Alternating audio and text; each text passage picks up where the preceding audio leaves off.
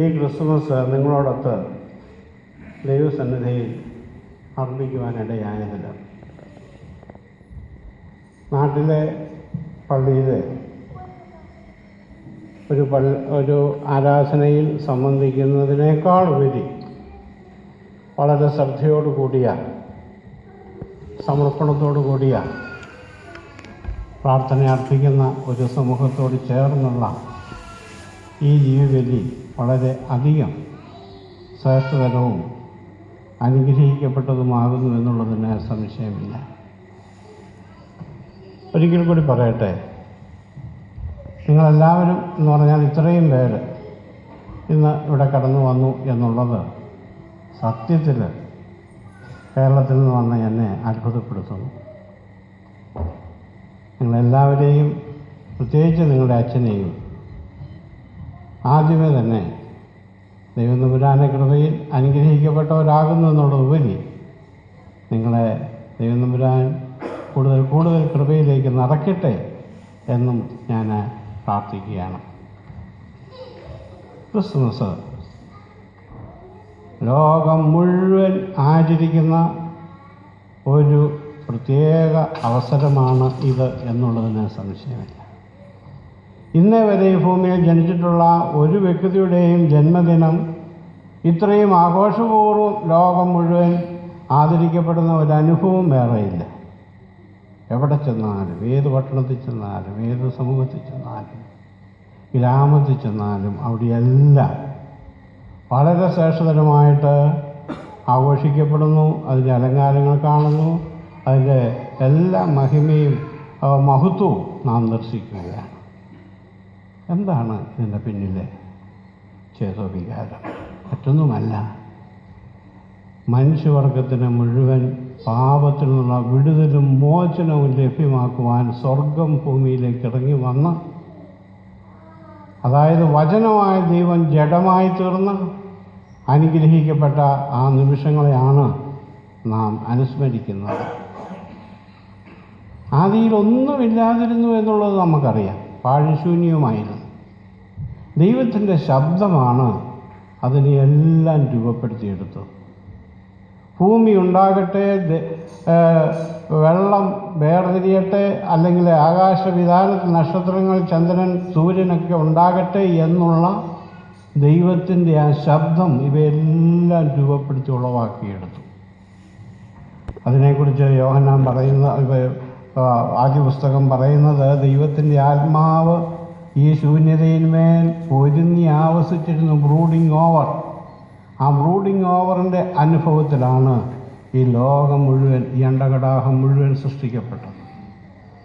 എന്നതുപോലെ ദൈവത്തിൻ്റെ ശബ്ദം കന്യകയുടെ അടുക്കൽ ഗബ്രിയേൽ ദൂതൻ മുഖാന്തരം കടന്നു വന്ന്, കൃപ ലഭിച്ചവളെ നിനക്ക് സമാധാനമെന്ന് അരുളി ചെയ്തപ്പോൾ അവളുടെ ഉദരത്തിൽ ദൈവം തമ്പുരാൻ രൂപം കൊണ്ടു എന്നുള്ളത് ഒരു വലിയ വലിയ മനസ്സിലാക്കുവാനാവാത്തതിനോണം വലിയ രഹസ്യമാണ് എന്നുള്ളത് നാം തിരിച്ചറിയണം. ഇന്നത്തെ ആദ്യത്തെ പ്രാർത്ഥനയിൽ സംശയലേശം എന്നെ ഈ ശുശ്രൂഷയിൽ പങ്കാളികളാകുവാൻ ഞങ്ങളെ യോഗ്യരാക്കണമേ എന്ന് പ്രാർത്ഥിച്ചാണ് നമ്മളിതിൽ ആരംഭിച്ചിട്ടുള്ളത്.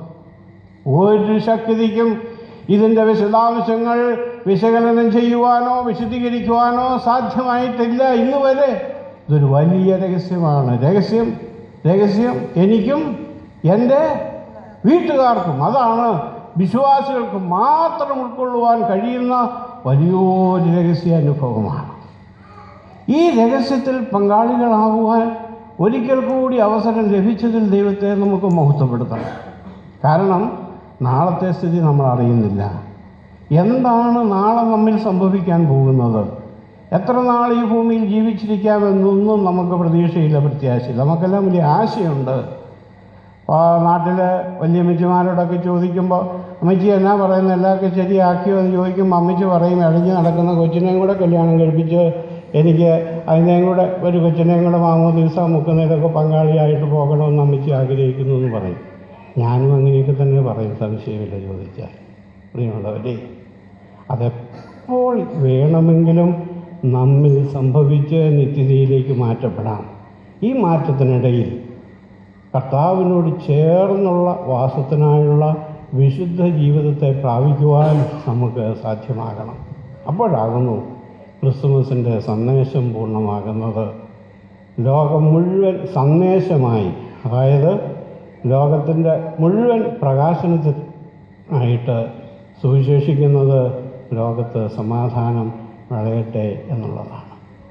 അതാണ് മാലാഖമാർ വന്ന് ദൂതന്മാരെ അറിയിക്കുന്നത്. വലിയൊരു സന്തോഷം ഞാൻ നിങ്ങളെ അറിയിക്കുന്നുവെന്ന് പറഞ്ഞ് അവരെ വെളിപ്പെടുത്തുന്നത് അതാണ്. ഈ സന്തോഷം ഇന്ന് ലോകത്തില്ലാതെ പോയിരിക്കുന്നത് സമാധാനം എന്നുള്ള ഒന്നില്ല എന്നുള്ളതാണ്.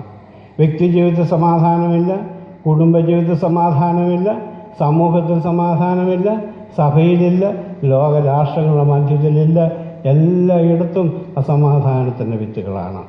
എന്നാൽ ദൈവത്തിൽ സമർപ്പിക്കുന്ന ഓരോ വ്യക്തിയുടെയും ജീവിതം സന്തോഷം കൊണ്ടും സമാധാനം കൊണ്ടും നിറയപ്പെടും. എപ്പോൾ അവനെ തന്നെ ദൈവസന്നിധിയിൽ പൂർണ്ണമായി സമർപ്പിക്കുമ്പോൾ.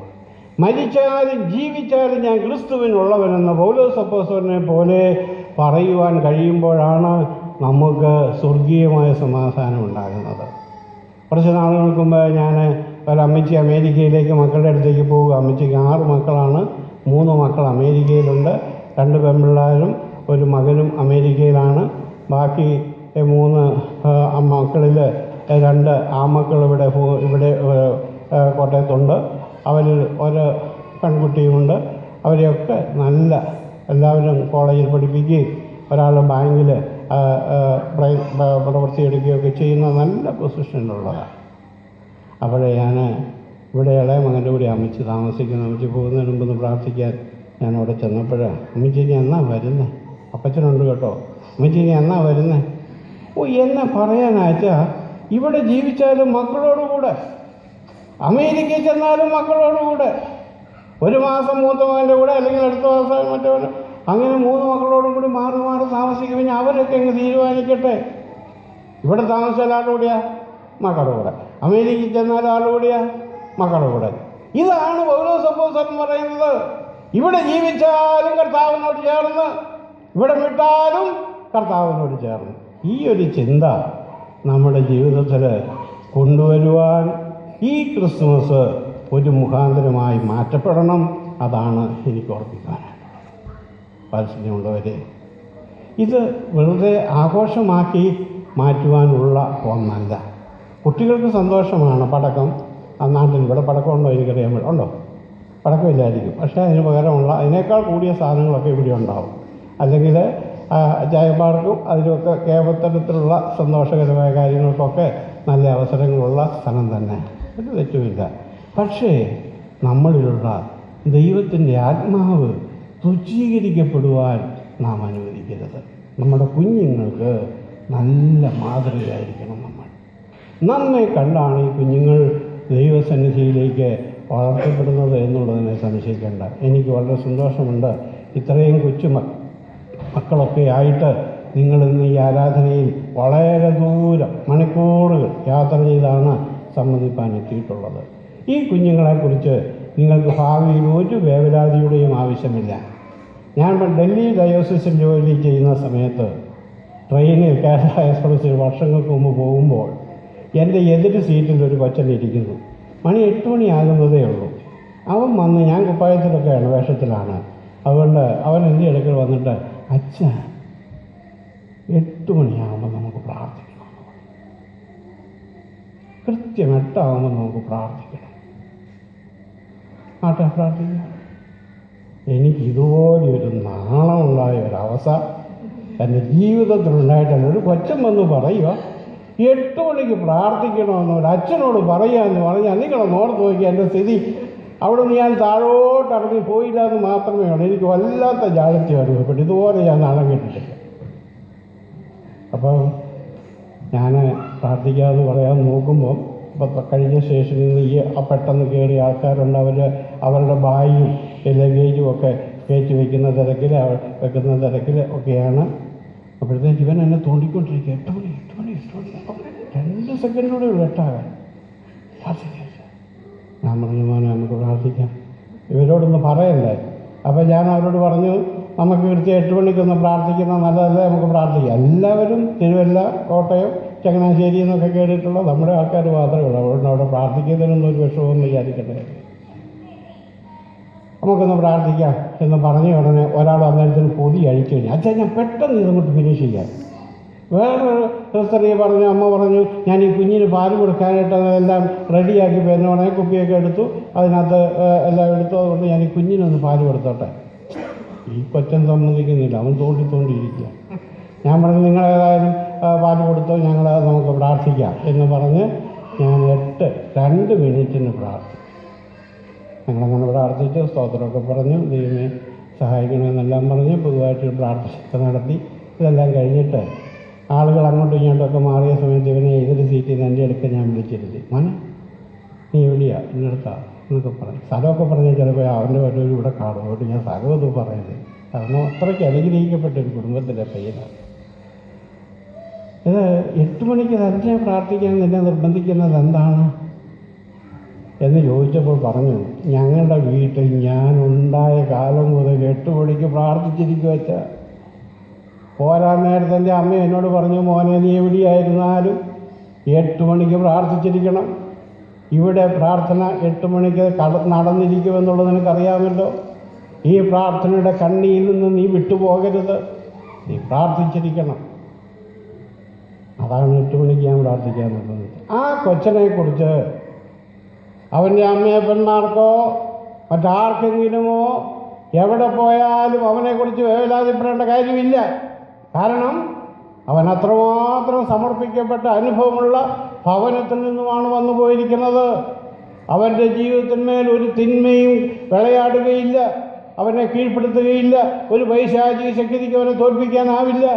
അതാണ് കുടുംബത്തിൽ കുഞ്ഞുങ്ങളെ ചെറുപ്രായത്തിൽ അഭ്യസിപ്പിക്കുമ്പോൾ അവരിൽ രൂഢമൂലമാകുന്ന വിശ്വാസത്തിൻ്റെ തരംഗങ്ങൾ അഗ്നി പോലെ ജ്വലിക്കപ്പെടുമെന്നുള്ളത് നമ്മൾ പ്രത്യേകമായിട്ട് ഓർത്തിരിക്കേണ്ടതാണ്. കുറേ നാളുകൾ കഴിഞ്ഞു, ഒരു 5-6 വർഷം കഴിഞ്ഞ് ഞാൻ വീണ്ടും അവനെ എറണാകുളം റെയിൽവേ സ്റ്റേഷനിൽ വെച്ച് കണ്ടു. ഭാര്യയുണ്ട്, കുട്ടികളൊക്കെ ഉണ്ട്. അന്ന് അവൻ ജോലിക്ക് പോവുകയാണ്. അന്ന് അവൻ എന്നോട് പറഞ്ഞാൽ പ്രാർത്ഥിക്കണമെന്നൊക്കെ പറഞ്ഞു. ഓടി എൻ്റെ ഇടയ്ക്ക് പറഞ്ഞു. എനിക്ക് പെട്ടെന്ന് ആളിനെ പിടികിട്ടിയില്ലെങ്കിൽ ഓടി വന്നിട്ട്, അച്ഛാ നമ്മൾ പണ്ട് ട്രെയിനിൽ ഡൽഹിക്ക് ഒന്നിച്ച് പോയത് ഓർക്കുന്നുണ്ടോ എന്നൊക്കെ പറഞ്ഞ് അവസാനം വന്നു. പറയുകയാണ്, എനിക്ക് ആ ഷോപ്പിൽ തന്നെ അവിടെ തന്നെ ജോലി കിട്ടി, അവിടെ തന്നെ ജോലിയുള്ള ഒരു പെൺകൊച്ചിനെ ദൈവം തന്നു എന്നൊക്കെ. ഞാൻ പറഞ്ഞത്, ദൈവം നമ്മുടെ പരിപാലകനാണ്, ദൈവം നമ്മെ വഴി നടത്തുന്നവനാണ്. ഒന്നിനെക്കുറിച്ചും ഭാരപ്പെടുകയോ ആശങ്കപ്പെടുകയോ വേണ്ട. നിൻ്റെ ഭാരമെല്ലാം കർത്താവിൽ സമർപ്പിക്കുവാൻ നമുക്ക് കഴിയണം. ഈ എന്തോ പെരുന്നാളിൽ, കർത്താവിൻ്റെ ജന്മപ്പെരുന്നാളിൽ സംബന്ധിക്കാൻ വരുമ്പോൾ നമ്മുടെ ഭാരമെല്ലാം ദൈവസന്നിധിയെ സമർപ്പിക്കുവാൻ കഴിയുന്ന തുറന്ന മനസ്സോടെയുള്ള ഒരു മടങ്ങിപ്പോക്ക് നമുക്ക് സാധ്യമാകണം. അത് സാധിക്കണമെങ്കിൽ എന്താണെന്നറിയാവോ? ദൈവം തമ്പുരാനുമായിട്ട് തുറന്ന ഒരു ഹൃദയ ബന്ധമുണ്ടായിരിക്കണം. എന്ന് പറഞ്ഞാൽ, ഞാൻ പറയുക, കോട്ടയം ടൗണിൽ ഞാൻ ചെന്നു, സാധനമൊക്കെ മേടിച്ചു, പേഴ്സ് അവിടെ വെച്ചു പോയാലോ കളഞ്ഞുപോയി. ഒരു നിവൃത്തിയുമില്ല. ബസ്സിൽ കയറി പോരാൻ നോക്കുമ്പം മണർകാട്ട് വഴിക്കുള്ള ബസ് കണ്ടാൽ അത് കയറി പോയാൽ കടയിൽ താഴെ ഇറങ്ങി പൈസ മേടിച്ചാലാന്ന് പറയാം. പക്ഷേ ഇതൊന്ന് കിഴക്കൻ വണ്ടികളൊക്കെയാണ് വരുന്നത്. ഒന്നും വരുന്നത് പരിചയമുള്ളൊരു മുഖവുമില്ല. ഞാൻ ചെന്നിട്ട് ആദ്യം കാണുന്ന ആളോട്, എനിക്കൊരു 10 രൂപ തരണം, മണ്ണാട് വരെ പോകാൻ. എന്നാലും ആൾക്കാരെന്നെ പറഞ്ഞു, അച്ഛന്മാരും തുടങ്ങി പരിപാടി അല്ലേ. അതേസമയം മുഖപരിചയമുള്ളൊരു കൊച്ചിനെ കണ്ടിട്ട്, എടാ പിന്നെ എനിക്ക് 10 രൂപയ്ക്ക് നേടാം, 10 മതി വെച്ചാൽ ചോദിച്ച് തരികയല്ലേ. തമ്പുരാൻ്റെ അടുക്കൽ ചെന്നേച്ച് ചോദിക്കാൻ ചെല്ലുമ്പോൾ തമ്പുരാനുമായൊരു മുഖപരിചയം വേണം, ഒരു ആത്മബന്ധം വേണം. എങ്കിൽ മാത്രമേ ദൈവസന്നിധിയിൽ നമ്മുടെ സമർപ്പണങ്ങൾ പൂർണ്ണമാവുകയുള്ളൂ എന്നുള്ളത് ഒരു സംശയമില്ലാതെ നാം അറിഞ്ഞിരിക്കേണ്ട സത്യമാണ്. ഈവാനി സിനിമേന് നിങ്ങൾ കേട്ടിട്ടുണ്ടാവും, കണ്ടിട്ടുണ്ടാവും, അറിഞ്ഞിട്ടുണ്ടാവും. ഒരു മഹാപരിശുദ്ധനായ പിതാവാണ്. ഇത്രയും പരിശുദ്ധനായ ഒരു മനുഷ്യനെ നമ്മൾ കണ്ടെത്തുക ഈ കാലഘട്ടത്തിൽ ചുരുക്കമാണെന്നേ പറയാനൊക്കുകയുള്ളൂ. വലിയ ഭാഗ്യം എനിക്ക് കിട്ടി. ഞാനും അദ്ദേഹവും ഒരുമിച്ച വൈദിക പദവിയിലേക്ക് മാത്യുസിനെയും ബാവ അന്ന് തിരുമേനിയാണ്, കൂടുതൽ തിരുമേനിയാണ് ഞങ്ങളെ ഒരുമിച്ച് വൈദിക പദവിയിലേക്ക് ഉയർത്തിയത്. സംഗതിയൊക്കെ ശരിയാണെങ്കിലും തിരുമേനി മഹാപരിശുദ്ധനായി ഞാനിങ്ങനെയൊക്കെ എങ്കിലും പ്രിയമുള്ളവരെ, അതെന്നെ പലപ്പോഴും കൂടുതൽ വിനയാന്വിതനാക്കുന്ന ഒരു വലിയ സത്യമാണ്. തിരുമേനിക്ക് ക്യാൻസറാണ് ശമാശനായിരിക്കുമ്പോൾ, സെമിനാരി പഠിക്കുമ്പോൾ. തുര വയറ് മുഴുവൻ ട്യൂമർ കൊണ്ട് നിറയുകയാണ്. പെട്ടെന്ന് ട്യൂമറുകൾ വളരുകയാണ്. വല്ലാത്ത കോംപ്ലിക്കേറ്റഡ് ആയിരിക്കുന്ന ഒരു പ്രത്യേക തരത്തിൽപ്പെട്ട ക്യാൻസർ. അടയാറിലെ ഇവിടുത്തെ ഡോക്ടർമാരെല്ലാം പറഞ്ഞു ഇനി ഞങ്ങൾക്കൊന്നും ചെയ്യാനൊക്കത്തില്ല, ഇനി മദ്രാസിൽ അടയാറെന്ന് പറഞ്ഞൊരു ക്യാൻസർ ഇൻസ്റ്റിറ്റ്യൂട്ടുണ്ട്, അവിടെ ചെന്നെങ്ങാനും നോക്കാം. അവിടെ ചെന്ന് അവിടുത്തെ ഡോക്ടർമാരൊക്കെ നോക്കി 1 മാസം നോക്കിക്കഴിഞ്ഞിട്ട് അവർ പറഞ്ഞു ഇത് വളരുന്നതല്ലാതെ കുറയുന്നില്ല, മരുന്നൊന്നും പ്രതികരിക്കുന്നില്ല, അതുകൊണ്ട് അദ്ദേഹത്തിൻ്റെ ദിവസങ്ങൾ എണ്ണപ്പെട്ടിരിക്കുന്നു എന്നൊക്കെ പറഞ്ഞ് കോട്ടയത്ത് മെസ്സേജ് വന്നു. ഞങ്ങളെല്ലാം വളരെ വിഷമിച്ച് കരഞ്ഞു പോയിട്ടുണ്ട്. കാരണം അത്രമാത്രം പരിചയം സ്നേഹം ഉള്ള ഒരു വന്യ വ്യക്തിയായി. പക്ഷേ ഇവിടെ കവറൊക്കെ കെട്ടിക്കോ എന്ന് പറഞ്ഞതിൻ്റെ പിറ്റേ ദിവസം അന്ന് രാത്രി തിരുമേനിയുടെ അടുക്കൽ 3 ദൈവപുരുഷന്മാർ വന്നു. തിരുമേനി തന്നെ പറയാം, തിരുമേനി നല്ല മയക്കത്തിലാണ്. തിരുമേനി അല്ലെന്ന് അന്ന് ശമാശനാണ്, അദ്ദേഹം നല്ല മയക്കത്തിലാണ്. പാമ്പാടി തിരുമേനി എന്ന് പറയുന്ന പരിശുദ്ധൻ, പരിമല തിരുമേനി എന്ന് പറയുന്ന മഹാവലിയ പരിശുദ്ധൻ, അതുപോലെ തന്നെ ബസേലിയോസ് തിരിയം ബാവ എന്ന് പറയുന്ന ഈ സ്വാതന്ത്ര്യത്തിൽ നിലനിർത്തിയ ആ പരിശുദ്ധൻ, ഈ 3 പിതാക്കന്മാർ ചെന്നേറ്റ് തട്ടി വിളിക്കുകയാണ്. പാമ്പാടി തിരുമേനി കൈ കൊടുത്തിട്ട് പറഞ്ഞു, എഴുന്നേറ്റിരിക്കുക, നിന്നെക്കൊണ്ട് ഒത്തിരി കാര്യങ്ങൾ സഭയ്ക്ക് ചെയ്യിക്കുവാനുണ്ട്. പിറ്റേ ദിവസം ഡോക്ടർമാർ വന്ന് ബ്ലഡ് റിസൾട്ടൊക്കെ നോക്കുമ്പോഴത്തേക്ക് മാറ്റമായി തുടങ്ങി, കൗണ്ട് കൂടാൻ തുടങ്ങി, കൗണ്ടെല്ലാം പോയി. അദ്ദേഹത്തിൻ്റെ ക്യാൻസറിൻ്റെ മോചനം പ്രാപിക്കപ്പെടുന്ന സിഗ്നലുകൾ കാണിക്കാൻ തുടങ്ങി. ഒരാഴ്ച കൊണ്ട് അദ്ദേഹത്തിനുള്ളിലുള്ള ട്യൂമറുകളെല്ലാം ചൊങ്ങാൻ തുടങ്ങി. വലിയൊരത്ഭുതം, ദൈവം അത്ഭുതം പ്രവർത്തിച്ചു എന്നാണ് അതിൻ്റെ ഡോക്ടർമാർ പറഞ്ഞത്. ഉള്ളവരെ അദ്ദേഹമാണ് കോട്ടയത്തിൻ്റെ ഇടവമെത്രാപ്പൊലീത്തായിട്ട് വന്നത്. ഇവിടെ വന്നിട്ടുണ്ടോ എനിക്കറിയാൻ പാടില്ല. സിഡ്നിയിലൊക്കെ വന്നിട്ടുണ്ടാവോ? ഇല്ല. എന്താകട്ടെ, അദ്ദേഹത്തെ വലിയ ഒരു അനുഭവമാണ്. അദ്ദേഹത്തിൻ്റെ മധ്യസ്ഥത വളരെ വിലപ്പെട്ടു. ഞങ്ങളൊക്കെ വളരെ അധികം അനുഭവിച്ച ഒരു വലിയ സത്യമാണ്. ഈ തിരുമേനി പറഞ്ഞ ഒരു കാര്യം പറയാൻ വേണ്ടിയാണ് ഞാനിത് അതിൻ്റെ ബാക്ക്ഗ്രൗണ്ട് ഒന്ന് ഓർപ്പിച്ചത്. എന്താ പറഞ്ഞെന്നറിയാമോ? ഒരിക്കൽ അദ്ദേഹം പറഞ്ഞു, എനിക്ക് ക്യാൻസർ വന്നപ്പോൾ പരിശുദ്ധ പിതാക്കന്മാർ കടന്നു വന്ന് എന്നോട് പറഞ്ഞത്, നിന്റെ പ്രാർത്ഥന ദൈവസന്നിധിയിൽ എത്തിയിരിക്കുന്നു, അതിൽ നിന്ന് നീ സൗഖ്യം പ്രാപിച്ചു കൊള്ളുക. ഓർത്തു നോക്കി, നിന്റെ പ്രാർത്ഥന ദൈവസന്നിധിയിൽ ചെന്നിരിക്കുന്നു, അതിൽ നിന്ന് നീ അനുഗ്രഹം പ്രാപിച്ചു കൊള്ളുക, സൗഖ്യമാവുക. ഇതാണ് അതിൻ്റെ സംഗതി. അതായത് അദ്ദേഹം പറയുകയാണ്, എൻ്റെ പ്രാർത്ഥനകൾ, ഞാൻ അനുഷ്ഠിച്ച ഉപവാസം, ഞാൻ അനുഷ്ഠിച്ച നോമ്പുകൾ, ഇതൊക്കെ ദൈവം തമ്പുരാൻ തൻ്റെ ശേഖരത്തിൽ കൂട്ടിവെച്ചിരുന്നു.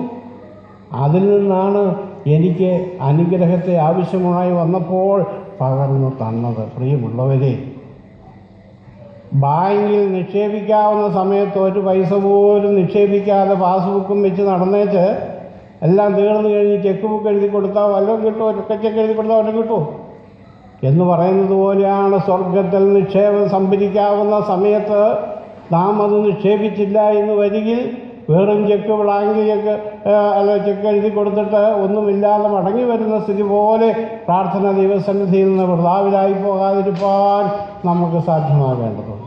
അതുകൊണ്ട് ദൈവസന്നിധിയിൽ ഏറ്റവും ശ്രേഷ്ഠമായി നമ്മെ തന്നെ സമർപ്പിച്ചുകൊണ്ട് മുന്നേറുവാൻ ഈ വിശുദ്ധ ദൈവമാതാവിനെയൊക്കെ അനുസ്മരിക്കുന്ന ഈ ദിവസത്തിൽ നമുക്ക് സാധ്യമാകണം. ഞാൻ ഒരു ചെറിയ ചിത്രകാരനാണ്.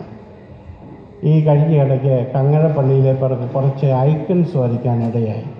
ഞാൻ പറയാൻ കാരണം, ഞാൻ വരയ്ക്കുന്നു എന്നുള്ളത് പറയാൻ വേണ്ടിയല്ല, അവിടെ കർത്താവിൻ്റെ ജനന പെരുന്നാളിൽ വയ്ക്കുന്ന ഒരു പ്രത്യേക ഐക്കൺ വരയ്ക്കുകയുണ്ടായി. കർത്താവ് ഗുഹയ്ക്കുള്ളിൽ കല്ലടാവിൽ പശുത്തൊട്ടിയിൽ കിടക്കുന്നു. അതിൻ്റെ അപ്പുറത്തും ഇപ്പുറത്തും കന്യക മറിയാമും യൗസേപ്പും കർത്താവിനെ കണ്ടുകൊണ്ട് നിൽക്കുകയാണ്. അവർ നിൽക്കുന്നത് എങ്ങനെയാണെന്നറിയാം, അത് പറയാനാണ് ഞാൻ വന്നത്. അതായത് ദൈവമാതാവ് പുത്രൻ തമ്പുരാൻ്റെ മുമ്പാകെ മുട്ടേൽ നിൽക്കുകയാണ്. എനിക്ക് മുട്ടയിൽ നിന്ന് കാണിക്കാൻ എൻ്റെ നടു സമ്മതിക്കുന്നില്ല, ഞാൻ ബെറ്റൊക്കെ കെട്ടി നടക്കുന്ന ഒരാളാണ്. അങ്ങനെ എങ്ങനെയാണ് ഇരിക്കുന്നത്? യഹൂദന്മാരുടെ പാരമ്പര്യം അനുസരിച്ച് യജമാനൻ്റെ മുമ്പാകെ ഒരടിമ വിനയത്തോടെ നിൽക്കുന്ന രംഗമാണിത്. പുത്രൻ്റെ മുമ്പാകെ ഒരമ്മ ഒരടിമയെ പോലെ നിൽക്കുന്നു എന്ന് പറയുമ്പോൾ ആ അമ്മ എന്താണ് ചെയ്യുന്നതെന്നറിയാമോ? ഈ പുത്രൻ ദൈവപുത്രനാണെന്ന് വിളിച്ചറിയിക്കുകയാണ് ചെയ്യുന്നത്.